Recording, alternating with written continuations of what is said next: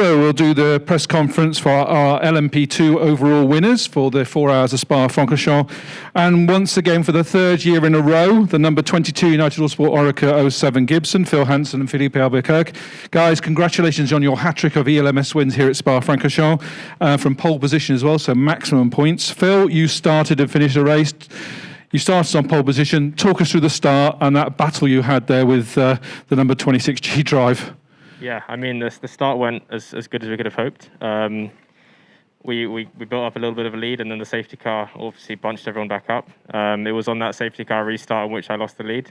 And the gap didn't really change much. It was just a case of the warm-up for us wasn't as strong. The next safety car was when we lost out because there was some LMP3s, which is splitting us, me and Jensen. So naturally, if he did an early start and I can't overtake the P3 before the start line, he can just pull away. Obviously, the P2 compared to the P3 lap time through the third sector is massively different. So he able to jump just there. And then, yeah, at the end, it was just a case of bringing it home, to be honest. Yeah, we felt really in control in the race. Obviously, we were pushing hard at the start to try and get back the lead. But we knew the race was going to come back to us at the end anyway with the way our strategy was going to work on tyres. So I think even if the circumstances would have been unchanged, I think it still would have been a tight battle at the end. Just one more question, because obviously at the end you came across the line just before the time ran out. Obviously there was rain in the air. Was that a worry?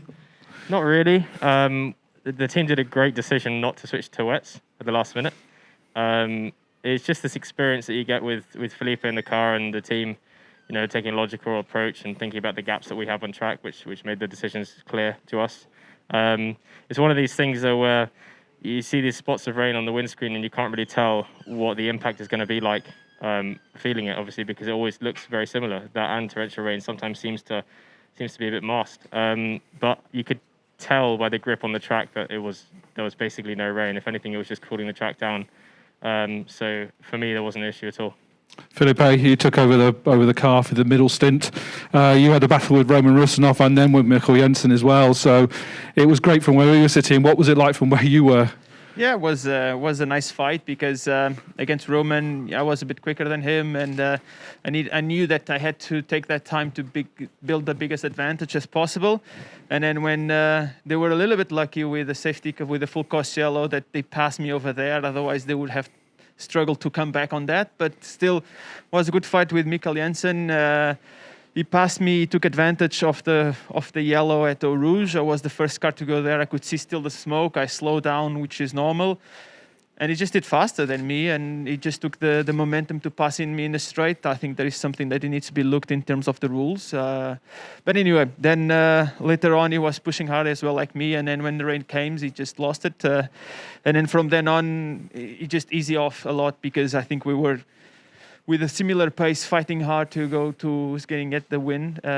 Since then, was just taking the car home. Obviously, we were still careful about safety cars and full course yellows to not make a mistake there because it's a lot of happening in there.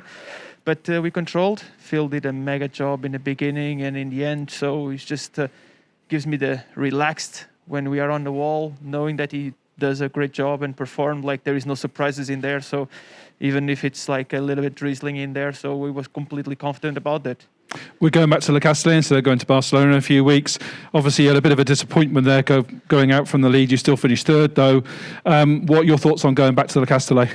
Yeah, we went to revenge our win. We went to get the win back. We've been consistent on the top, but as we could see, driving in the limit, many things can happen. And our sister car just had some trouble going through this race. The other G Drive, they crashed.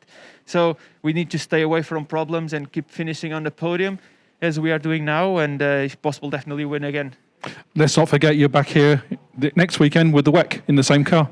Yeah, it was good for the championship to win here, and now obviously we're going to take valuable information and knowing what we're going to improve for the car for the next weekend, because there as well we are leading the championship, and we want to secure as well the WEC for sure. Well, congratulations, guys. Great race today. Thank you very much.